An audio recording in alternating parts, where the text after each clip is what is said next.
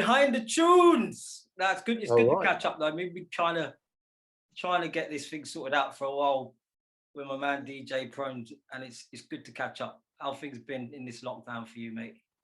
You know what? It's been good because I've got in the driving seat and decided to make it good. I've done a lot of things.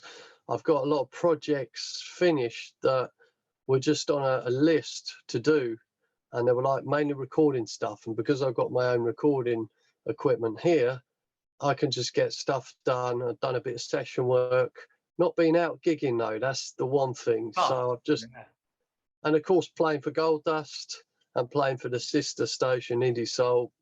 Got it all going on. There's stuff to do. Yeah, I think that's the whole part of the whole lockdown situation. I found you've got to try and use it to your advantage, because you're not going to get this kind of time again, are you? No, you're not. And that's the time to hit those rainy day lists. Yeah, exactly. I had too many of them. Doing them. Too many. But we've got a couple of questions that I wanted to go through.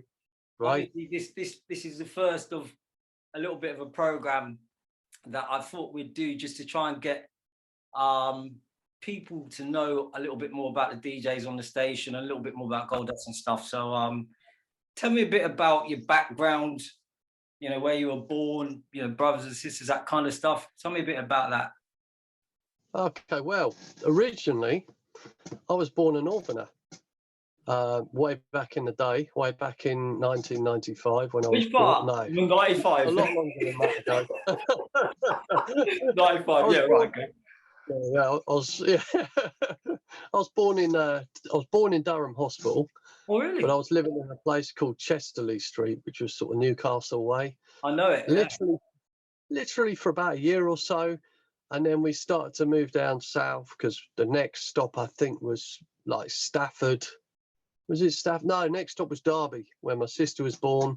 Then it was Staffordshire, and then from there, by the age of 5, I got to Sandhurst. So I was down there. A bit posh then. Oh yeah, Sandhurst. Very good. Sandhurst. Yes. So I did my time there, and then when I left home, I moved to Reading for 10 years. Lived in Reading. Then I moved to Finchley in London. Was working up there, and then moved out of there to Bushey, and then from Bushey to Kempston, where I live now, near Bedford. So if we go back a little bit to, like, you know, on your sort of on your growing up. So where did you kind of settle and school and stuff throughout all of those moves, and at that time, when was your first recollection of what your parents and stuff were playing in terms of music? Well, do you know what? I spent most of my life growing up in Sandhurst, so sort of sandwiched between Berkshire, Surrey and Hampshire, right on the point. It was like literally the 3 counties are there. So I was living there. And my parents, well, not really much musical influence from then. They like the Beatles, the Stones, a bit. And my dad loves classical music. My mum likes a bit of opera. So really wasn't much going on that I liked music-wise. And a lot of children do not like what their parents listen to, especially as they get older. And I wasn't really feeling it as such. But when I got to about 10 years old, 9 years old, 10 years old, I heard One Step Beyond by Madness, and I thought, oh, this is kind of cool. And then I heard the Specials, and I thought, yeah, I'm really liking this. And by the age of 11, you know, I bought a few albums. I think the first one I ever bought was One Step Beyond, but there was something still missing. I thought, this is all right. And then one day, a guy that I went to school with brought in a cassette of Prince Buster. And I was like, oh, right, I get it now. This is where it comes from. Because he was telling me, no, this is the real ska music. Played me that, and I was like hooked. But there was something I didn't see coming. And it was literally, I was hooked there for a little bit. All of a sudden, Buffalo Gals video, Malcolm McLaren. Malcolm McLaren. Doing the double Dutch. With the skipping rope and stuff. There's like breaking in the video, there's graffiti. I'm like, what on earth is going on here? There's scratching from the world famous Supreme team. I was hooked. That was my introduction to hip hop, 1983. And would you say that was where your love of music came from that point onwards? It was that turning point, yeah, because as good as the sort of British version of ska was, which was good fun, you know, a lot of us at school were into it and I liked it. But I think really the passion came when the hip hop came. And things like The Message, you know, that, I mean, that's still, if you listen to the lyrics on that record, he's still way ahead of his time. Oh, You know, he was a great lyricist, Melly Mel, he still is, you know, and that's taking it way back. Genius. Yeah, brilliant. So I by 1983, I'd started breaking. I was into breaking, and it came with everything else. I started doing graffiti art. I was buying records, but it wasn't until a year later, 1984, I decided I wanted to be the next Grandmaster Flash, which never happened. But you know, the thing is, though, Prone, Sandhurst, I wouldn't picture as a hotbed of hip hop influences and a hip hop scene. So that does surprise me. Were there others in that area that you mixed with and that kind of scene developed in that area for you? Yeah, I mean, the way it happened was, I remember at the youth club, there was a couple of guys trying to break, and I'd already seen the Buffalo Gals video. I was like, oh, right, this is catching on. And literally the day I'd seen the Buffalo Gals video, not Buffalo Gals, it was Buffalo Gals, yeah, Buffalo Gals.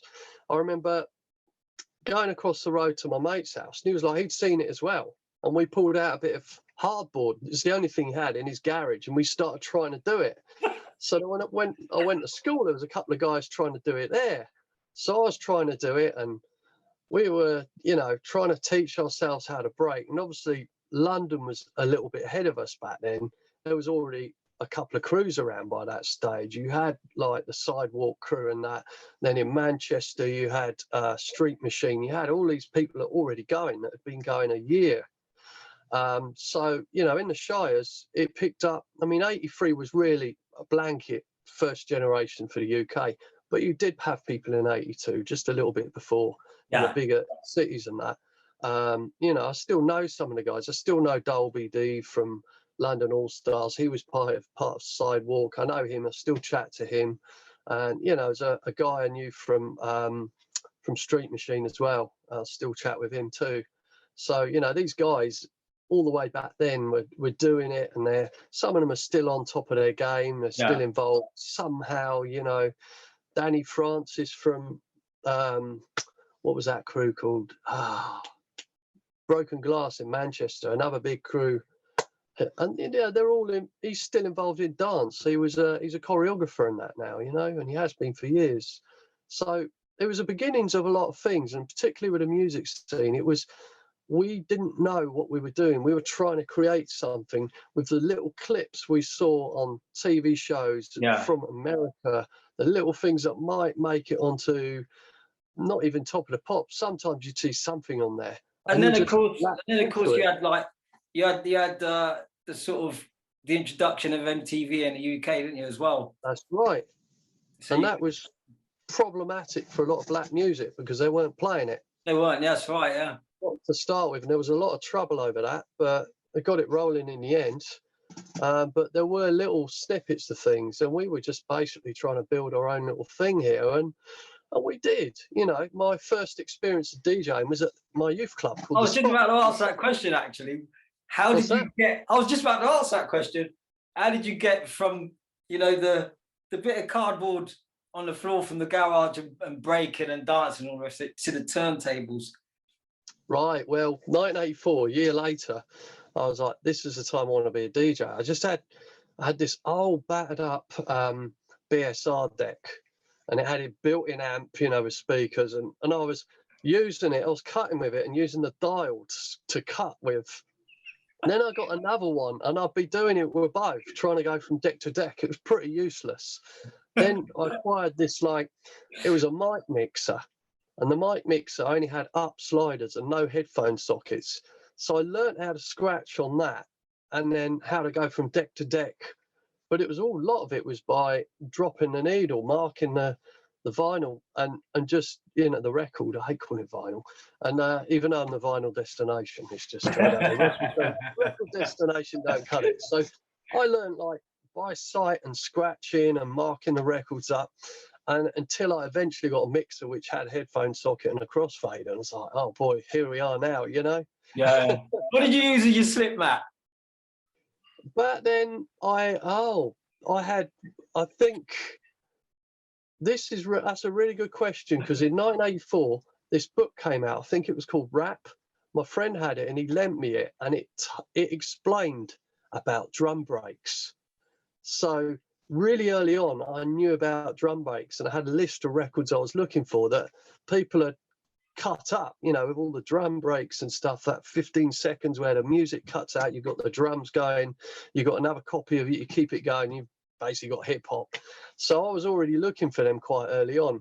Now, I didn't respect my records so much back then, and I remember I think The Last Days of Time, it's the second or third Earth, Wind and Fire album. It's got like a really crazy cover on it with, it's just madness, complete mad. I remember cutting that up and turning that into a slip mat, the cover. And I used to put stickers over the labels so no one knew what the records were. It was really kind of stupid. And that became, you know, that became a slip mat for a while. And then the other thing was dishcloths were quite good, those blue ones. Oh yeah. They still are. Well, the reason I asked the question is because when I first started to use the turntables, and I used to try scratching and cutting and that as well, I used to use kitchen roll. Oh, brilliant! Yeah. Ultra smooth. Yeah. But could I grasp the technique? Nah, couldn't do it. Nah. It's something you got to keep doing all the time as well. Yeah. So tell us about your first DJ gig. Well, the first place I learned really, other than at home in the bedroom, was using some proper equipment, which is one of these built-in decks of the big kind of stalk with the mic built in, and proper roadshow turntable setups. That's the first thing I really had to go on publicly, and that was at the youth club.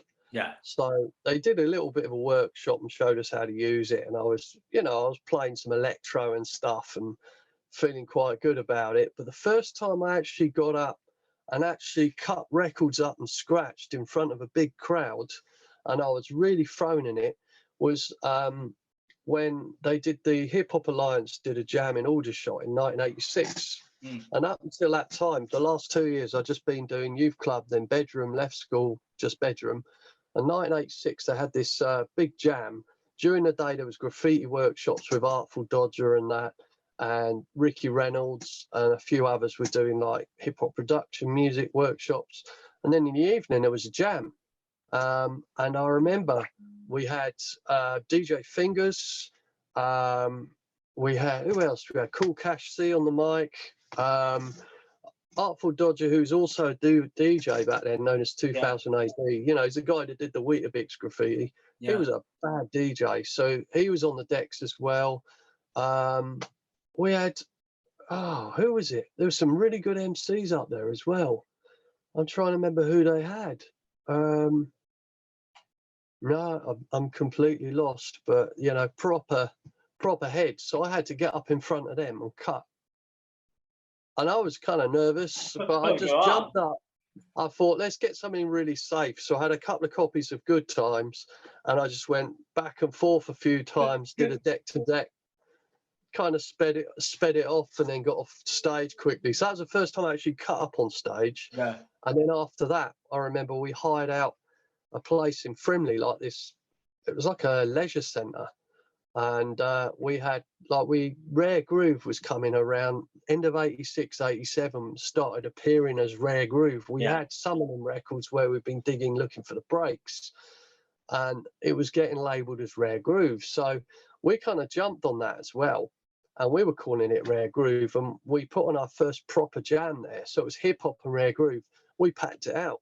Yeah, that was good. I mean, the sound was terrible, but you know, it kept feeding back. We didn't know what we were doing, but you know, it was great. Well, that Rare Groove scene was I I remember going out kind of like in the early, well, kind of, yeah, the mid to late 80s, and going to places like Dingwalls and going to places like the WAG and stuff like that, and Norman J and Shake and Oh, Think, WAG was playing great. those sort of places. And they were playing that kind of stuff then. And I was thinking to myself, I need to start collecting some old school music. But the blessing for me, which I know you've been a purist, Mr. Prone, I know you're a purist. The blessing for me was a load of compilations came out. But you know what? They stop it there, man. I mean, like you had those Rare Groove Volume 1, Rare Groove Volume 2. Yeah. I bought those, and then I went out and looked for the originals afterwards. Yeah, that's what I did as well. And other stuff in my travels, but I bought them too, and it was like they're just, at the end of the day, it's music. Yeah. You know, I choose to be a purist, but I don't force that view on others. It's like I just, you know, I've got double standards because I have bought reissues before, and I've just given up finding something for like 30 years. You're like, well, I'm never going to find it, you know. But I think they're great things compilations because you can get a whole load of music together very quickly. And it's, for me, I like to leave one playing. It's like listening to a radio station. You've got all these great tunes on one record. Yeah. Right. No, it was for me. It helped me, and it also helped me to discover some of the artists as well. You know, dig a little deeper into them, and like you say, try and find the originals and buy the albums, and so that's kind of how my collection grew. Your collection, I mean, you have collected tunes for quite a long time. Where would you say is the most remote place you've been digging? Wow, I've been everywhere digging. Back in the day before you had Discogs and eBay, London was very clued up. You paid your price for stuff. Yeah. But the further you went out, if you went to somewhere like Chichester and found a record shop there, you were getting bargains. And you were getting stuff that no one was looking for. Yeah. Because most people in that area just seemed to like rock. Yeah, Led Zeppelins and all that kind of stuff, which is cool. But I was, you know, I'd be going through and finding like John Lucian for £2 and James Brown and all this other stuff just so cheap, Mandrill, and it's like no one wants it. And I was pulling all that stuff out so cheap early on. And I even used to do record fairs. I haven't done one in years, but I used to do record fairs, and the beauty about doing those was I'd get in early, set my stuff up and cover it and go and look at everyone else's store, and you'd find like bargains, like absolute bargains from other dealers, and then I'd just get it before the public got it, and I'd have a nice big stash, you know, no one would pick through it, and I'd be going home with I'd be selling a load of stuff I'd brought with me and keeping a load of stuff I'd gone and hauled on the day. It was great. It's a great feeling. It's a great feeling to find some gems, isn't it? Oh, cheap. Yeah, cheap. Yeah. Well, my best find ever was 91. There was a shop in Guildford Record Collectors, and the guy that worked there was a Northern Soul collector and DJ from way back, and he used to go to New Orleans specifically looking for old Northern Soul labels. And back then he wasn't bringing a record player with him, you know, he was just looking, oh, that looks like Northern, I'll buy it. He'd come back with thousands of 45s, but he had this box. It was like the cast-off box for non-Northern Soul 45s. So they get thrown in there, and there was one day he brought this big box out, put it on the floor underneath the record racks, and it was like 25p each or 20 quid for the whole box. And it was like, there's about 1,000 records in those. It was 2 boxes together. There was about 1,000 records easily. So I went, 20 quid. Pulled up the car, put them in the car, got back to my place, and some of it was horrendous. You know, some of it was like record of the week, just appalling, like all these odd labels that no one had heard of, some utter rubbish. But there was some amazing records in there as well. And they weren't Northern Soul, but they were like really gritty funk records and really lovely soul music, which wasn't Northern Soul. And I maybe got a good couple of hundred out of there that were really good. Yeah. But they were just unknown. I'd be playing them to friends, like, never heard of it, never heard of them. And they're just completely unknown. But then fast forward to about 98, 99, I see these compilation albums coming out called Keb Darge deep funk. And I'm looking at them like, oh, I've got that. Oh, I've got that as well. And these are like very extremely rare records. And I was seeing loads of these titles that I had turning up on these compilations. It turned out I'd just hit gold a lot longer before You're blessed. these records were becoming, you know, known. You have been blessed, my brother. I was so blessed. And I sold the Rockabilly records for 20 quid, and the guy's eyes were popping out. He knew he got a bargain, but that paid me back my 20 quid. Then I sold a whole load of doubles of the soul off that I found that was good. Sold it really cheap, and then there was a load of pop stuff in there which I just gave to charity, and it was just the haul of a century. That was. You got lucky, man. You got lucky. So yeah, that was great. Me and you, we kind of became friends. I reckon it must have been sort of early 90s. I reckon. I think you were doing Mellows Bar then. Yeah, round about then, and I think we'd seen each other about before, because I used to, round about 88, I was doing a little bit of stuff with Sparks and that. That's right, yeah. You know, that was down at the Central Club. I'd sort of involved with that, and then the After Dark, where we used to do stuff as well, and used to play down there. And then you get other sound systems coming, or there was like the Playboys from Oxford, and then there was these other guys from the other side of Reading, and they were like, everyone seemed like competing with each other, but we all got on. We got on well, yeah. We all got on really, really well. That was good. And I guess the other question I had for you was, from the DJing side of things, how did you then progress to playing music, as in with bands and stuff? Right. Well, when I was about 13, I decided I was going to be a drummer, and I started having drum lessons at school. But it drove my parents up the wall, because I had a drum kit and the neighbours didn't like it. And in the end, I was like, well, I can't practice on phone books for the rest of my life. So I sold the drums, and then I got into my next thing, and then got bored of that, like you do as a kid. You know, you switch from one thing to the next. So I left it alone. And then quite late in life, when I was 21, which is obviously last year, when I was 21, I was like, I'd been thinking quite a while prior to that, I wanted to get into playing congas and Latin percussion, because I absolutely love percussion. I always have. And I just thought, I really want to get into it. So in the end, I did. I bought some bongos, learned a bit of stuff, then bought some congas, and I'd be sitting down listening to like Ray Barretto and stuff, and some Brazilian stuff as well, which is completely different way of playing. And I'd be listening to a whole load of stuff and trying to play what was on the record, even a bit of Fela Kuti as well. And it was like, what am I doing? But I don't know, maybe I'm getting some bad habits, but I'm managing to get some of these sounds and patterns out. I wasn't, I was on a really crappy job, so there was no spare cash for me to go and get lessons from Robin Jones. Some people used to do that, and Robin Jones, God rest his soul, was an amazing teacher and player. But I didn't really want to learn just salsa playing or just Cuban, because what you find with a lot of percussionists, they just want to do one thing.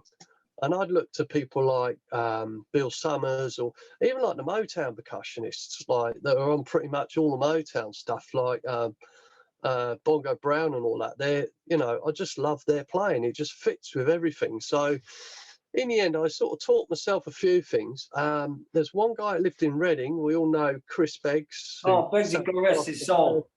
A couple of years, man. He was a good guy. Loved him. He was a lovely guy. He came round one day, and I said to him, look, I play congas, this is what I do. And he's like, yeah, it sounds all right, but you know what, you could do that easier by doing it this way. And he showed me a couple of techniques to get the same sounds, the proper way of doing it, which I didn't know. And he'd been taught off Robin Jones. So he showed me a couple of things.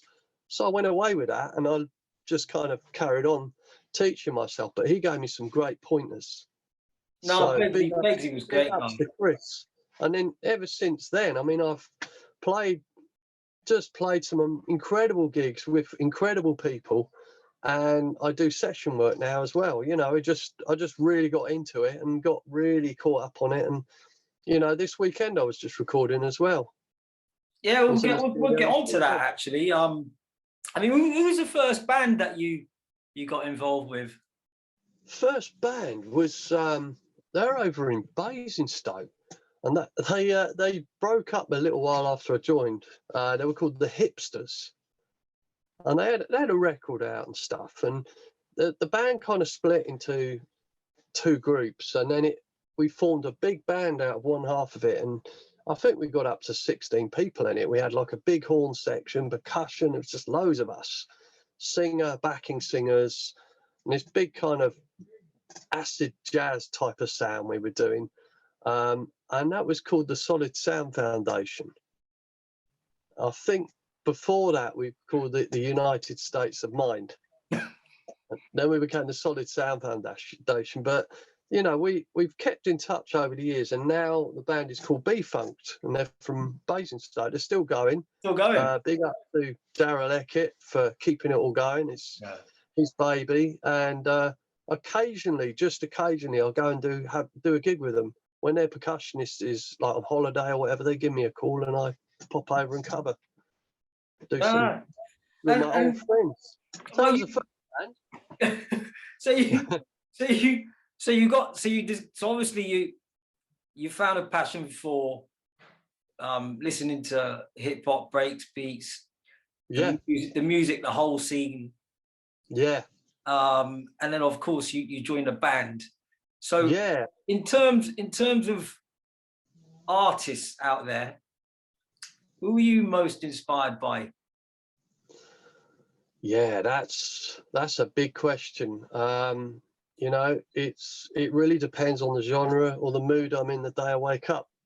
So, you know, I'll always look back to Miles Davis. Kind of Blue, that album just kind of paved the way for modern music. I really think it did, for modal music as well. It was like the first of its kind. And that, you know, he had greats on there, like Coltrane was on there as well. I was another big fan of Coltrane. And that just revolutionized music, that album, I believe. Yeah. You know, you wouldn't even have like some of these bands that were around like the Beatles or anything like that if it wasn't for that, or just even rock music even, or, you know, they say jazz is the teacher, funk is the preacher, you know. I like that. You know, it's that's another thing. And then the JBs were always a massive influence for me, James Brown, the JBs. And then later on, you know, playing for a few years, we end up supporting the JBs with Function. When I was playing for Function, we supported the JBs. You know, that was like, that's a dream come true, you know. Yeah. I found that I was collecting records. That was at the, what's it called? Is it called the 269 Club or something? It's, I've probably got the numbers wrong, but we did a Six Music gig there with Craig Charles as well. But is it 399 269 Club? It's some club in London, numbers anyway.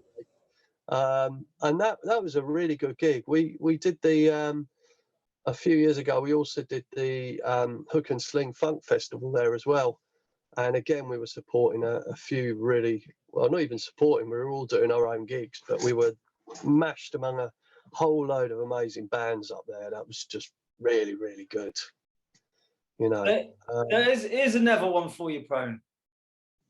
Who's the best actor or artist you've ever seen? Now that is, I know you've seen quite a few. I've seen the greats too. I've seen hundreds. Choose one. Wow. One of your wow buys. So a band or an artist that absolutely took you somewhere else. There's been a few of those, but one, it's going to be probably, you know, it might actually be Terry Callier. That was an incredible gig. No, actually, I'm going to go a step further, Mr. Leroy Hudson, and that wasn't that long ago. He's still gigging, isn't he? That was incredible, that gig, because the band that he had, the UK band, they rehearsed their backsides off, but they got the sound sounding just like the record. Really? Right down to the string sounds. Everything sounded like the record, and it was perfect. And that gig was just, it was all my favourite Hudson tunes, one after the next. I was just melting, you know. But you know, there's been other gigs like that. The Terry Callier gig was just so spiritual. That was a phenomenal gig. You know, he passed away a few years ago, and then a Pharaoh Sanders gig I went to as well had the same kind of effect on me. But you know, that brought tears to your eyes. It was so good. Oh, you good. know, it's just Yeah. those free gigs really stick out. But as you say, I've been to hundreds of gigs. I mean, I was saying about the JBs; they were amazing live. And then the Blackbirds, we supported the Blackbirds, and they were phenomenal live as well. They went and did all the Donald Byrd stuff, like Spaces and Places and Winter. They did all those tracks as well, and I was like, you know, I was just like, and they were so nice as well. The guy that was playing keys for them wasn't there. It was a whole original band apart from the keys player, and it was a different guy they had in, and he was Rick James and Roy Ayers' ex-keyboard player. Yeah. And he was so nice. He was actually helping me carry my congas out to my car when I left. You know, it's like they're just good people. Yeah. Really nice people. You do occasionally meet people on the scene that are a bit funny and that, but most musicians are just lovely. Most of them. Well, it's that kind of industry. You probably get a real mix of characters and personalities. So you get some that they haven't forgotten how they got to where they did, and you get some that completely don't want to know about that, and they don't want to. That's right. You know, I know which ones I'd rather. So but we get all different kinds. So let's go to. So we talked about your DJing and your band and a couple of. You didn't actually. I tell you what, then, yeah, I'll take Leroy Hudson as your number one. I'll take that one. Let's go with that, because that was just seriously. And I was a little bit. I was going through some stuff at the time as well. I was dealing with it, but you know, I was needing that. Yeah.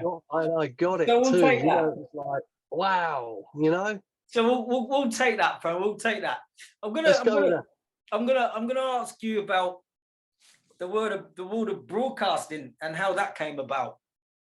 Right. Okay. Well, the first time I ever broadcasted was on a pirate station over in Woking, around about 1988, and it was called Infinity FM. And the guy, he set it up in his house, so it was quite easy to find. He had a big kind of aerial, one of those sort of amateur radio aerials for people who used to do CBs, but it was massive. And he somehow hooked it up with a biscuit tin transmitter that he had made for him. And we used to go out on that. I used to do a hip hop show, and we'd end up just, you know, cutting and scratching most of the show and just having a real laugh. And it was good fun. And there was another guy that attempted to do a reggae show who had about 4 reggae records, and we just ended it was just so stupid, honestly. And he'd keep bringing the same record back, and we'd just be, you know, it was so naive but funny. You know, I wasn't professional really, but it was so much fun. You know, and that was my first experience. But then it got busted, naturally.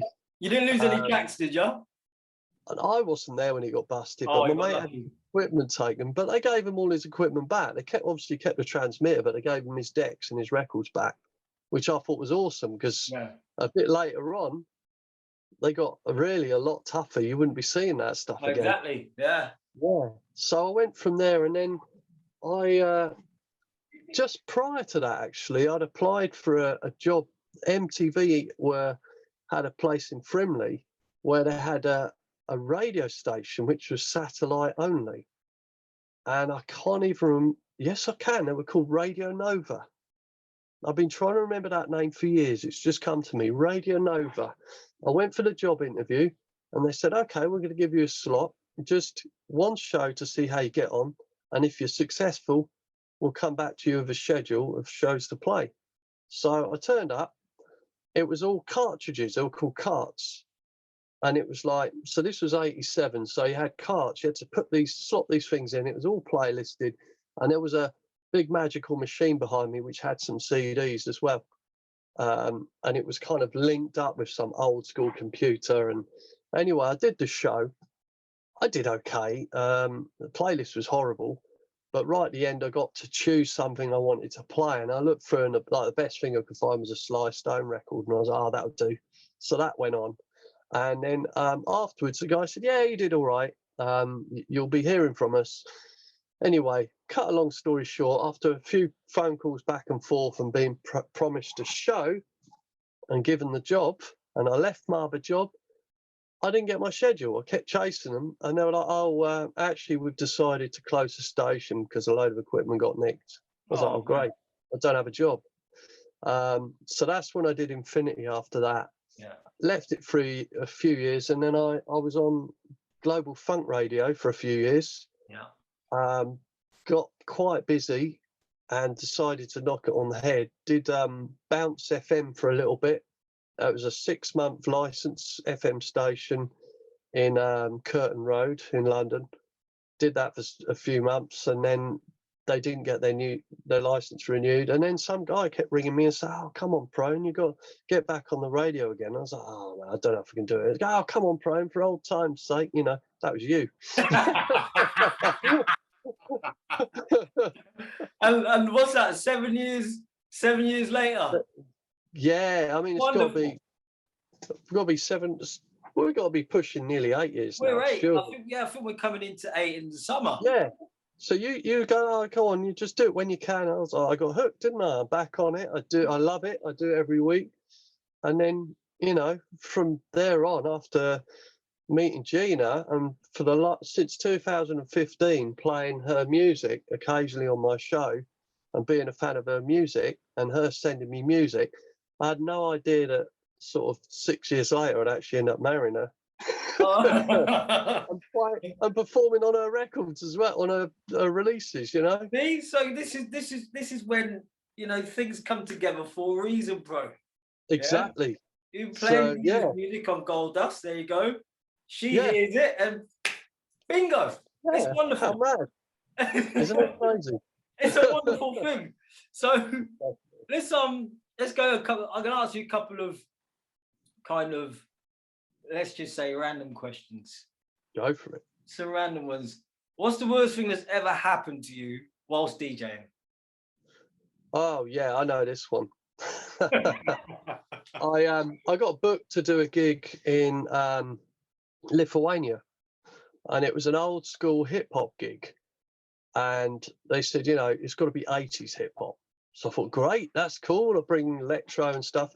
But the thing was, as I was flying, I couldn't carry much. The baggage allowance on the ticket was crap, and I'd only just got this thing. It was a bit like Serato, but it wasn't Serato. It's something that M Audio made, and it was like their attempt at it. And I had that, so I brought my laptop, brought the control discs, and about that many records, you know, just a handful of records just as backup in case.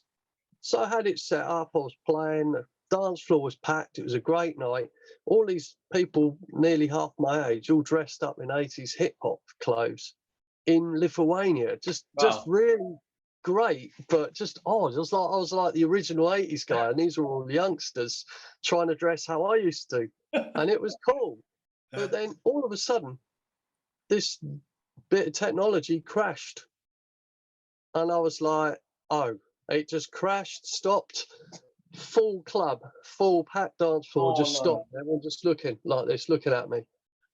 And they're all pointing a finger at you. It's his fault. Oh, no, it's me, because I'm DJ and I'm the guest they brought over from the UK. Oh. And it was a club called Tarantino's. It was a really good club called Tarantino's. So anyway, luckily, I had a bag of vinyl with me, so I just quickly slapped the vinyl on, and I had just enough records, just enough to do the 2-hour set I was booked for. But it meant playing every single record. There was not one I didn't play. Yeah. And I just got away with it. Yeah. We get those moments where our hearts sweat. It happens. That was crazy. It happens. It happens. It does.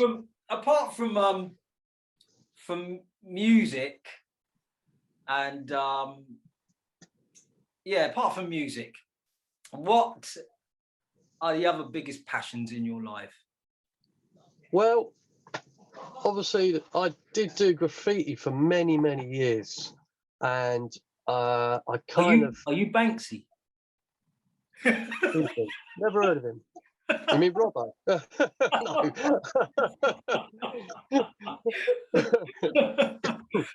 But no, I painted for years and years and years, and kind of slowed down with it.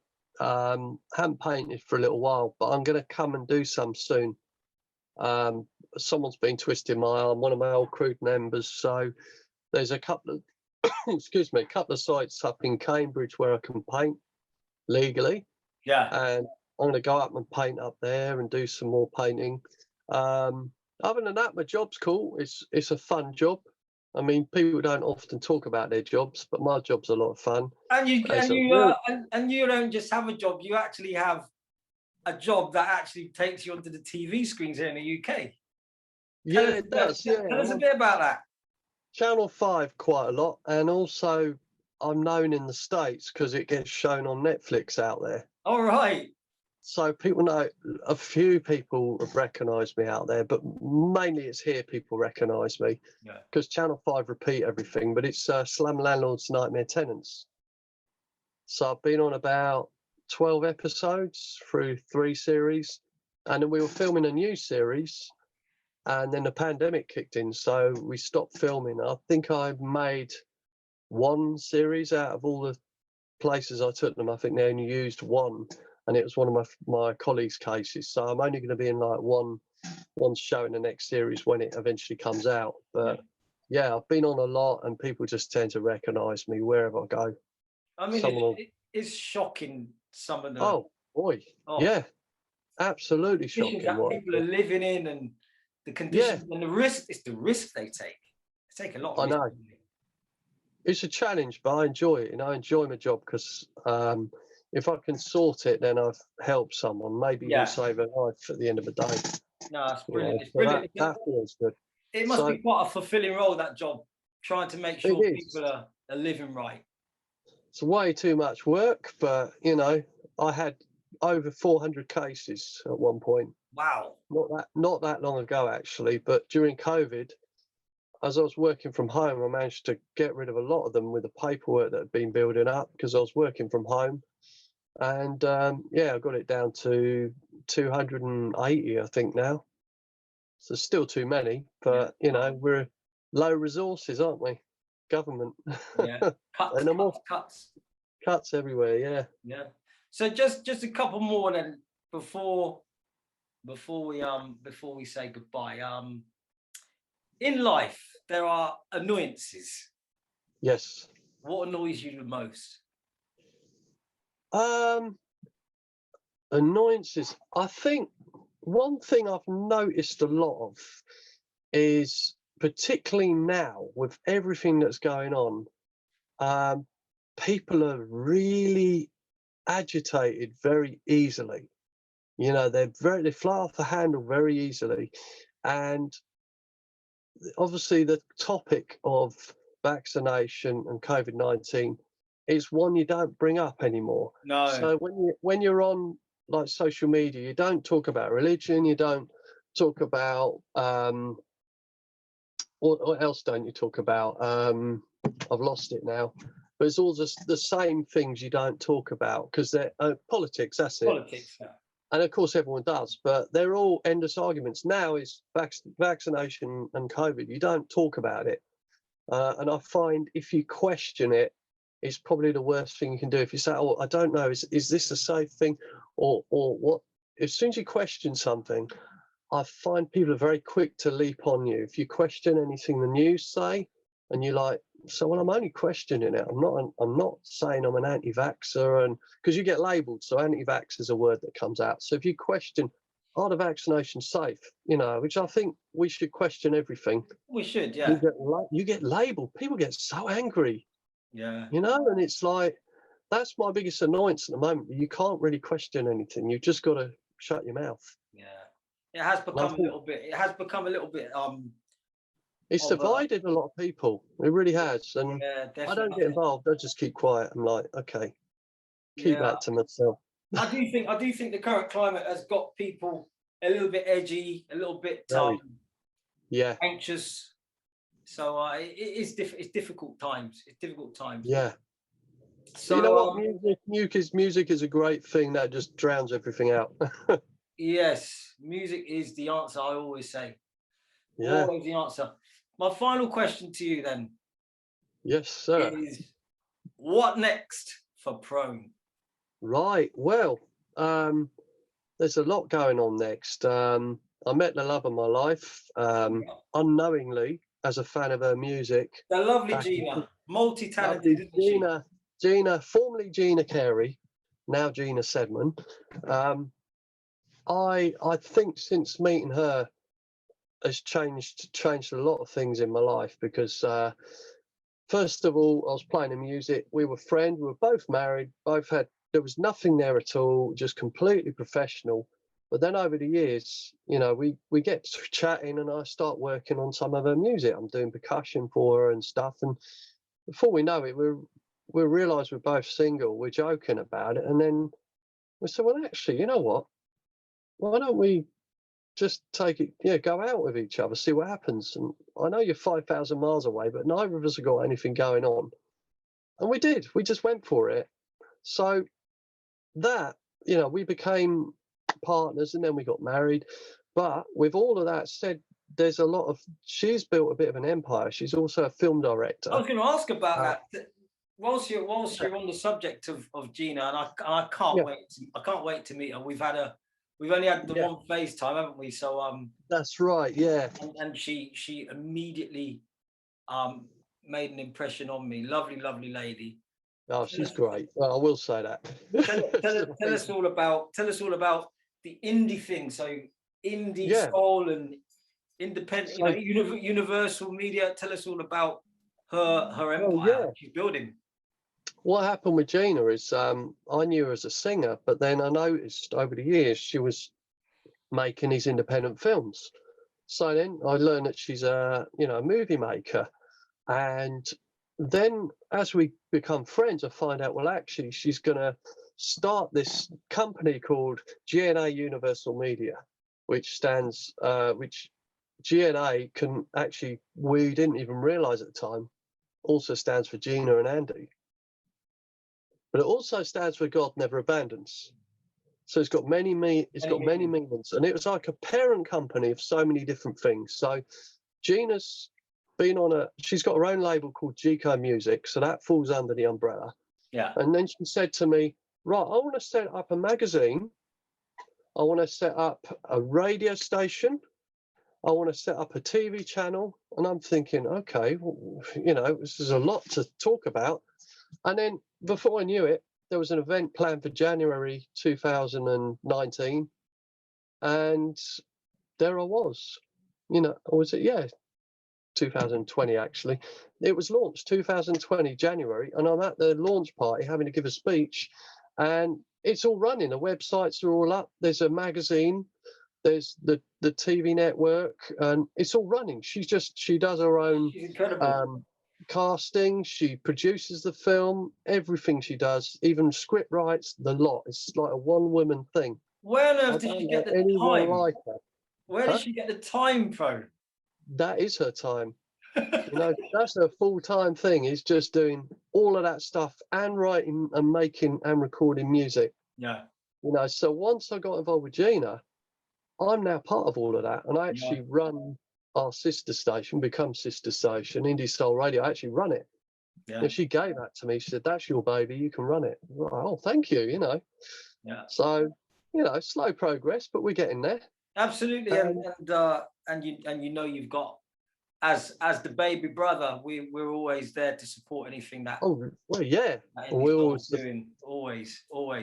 I did say that was my final question. It's all about the music, exactly. So we've got projects coming up together. We're doing like a little YouTube type thing for a bit of fun, like I saw that. Yeah. I like that. That's a laugh. But we're also doing we're writing a screenplay together. But to be fair, I've done very little of the screenplay because I've been so busy. She's written most of it. I've just written a tiny bit of it, but she's got me doing a bit part in there as well. So I'm going to pop up in one of her films at some point. and I won't be raiding houses. You'll be knocking on the door with a clipboard in any of the scene. Yeah.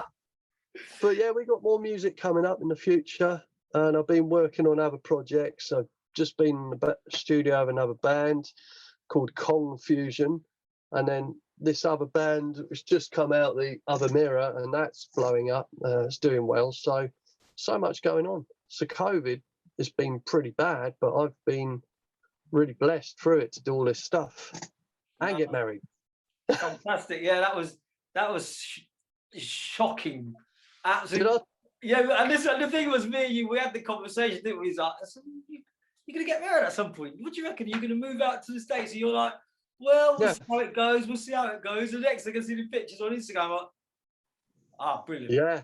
Brilliant. That wedding was amazing. And I got tricked by Gina for the first dance. Did I tell you what happened? Was that, no, go on, tell us. It's an interesting story. I had Leroy Hudson lined up for the first dance. We discussed what we're going to have. Leroy Hudson, So in Love, perfect tune for a first dance. And it didn't come on. And then all I heard was like this instrumental come on, these drums kick off.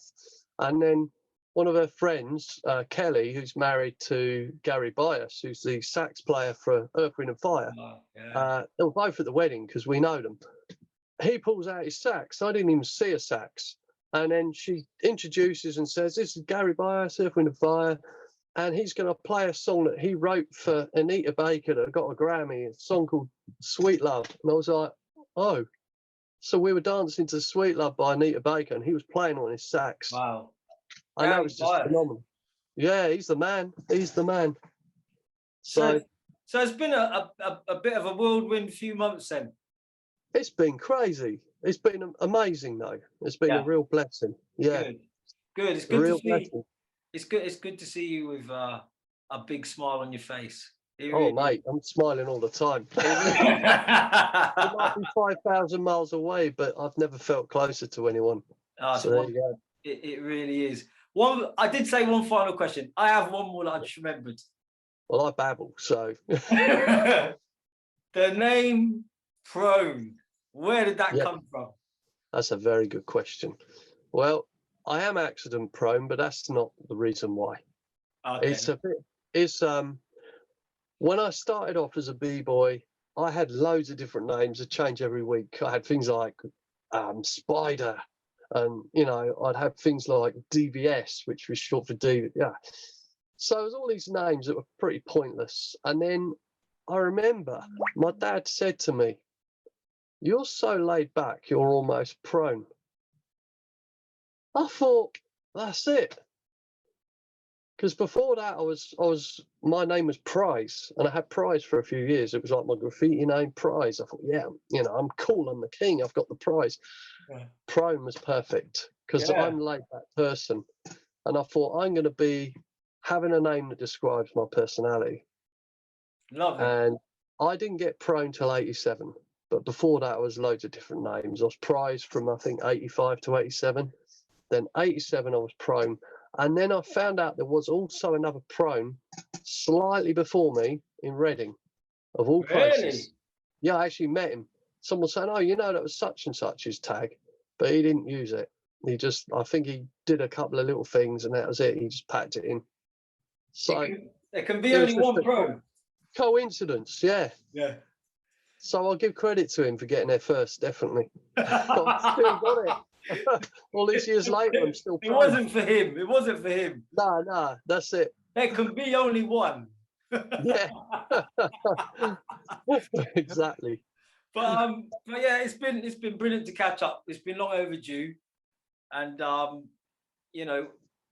we got lots of stuff going on with the station, etc., etc. It's amazing. You've got loads of good DJs on the station. It's building. I'm loving it. I'm loving the journey, man. It's really good.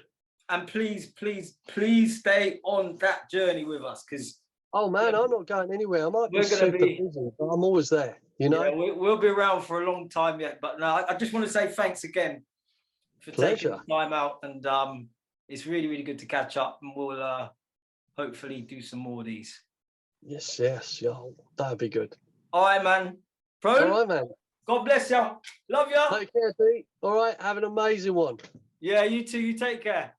Thank you. You too. Cheers. Bro. Bye. You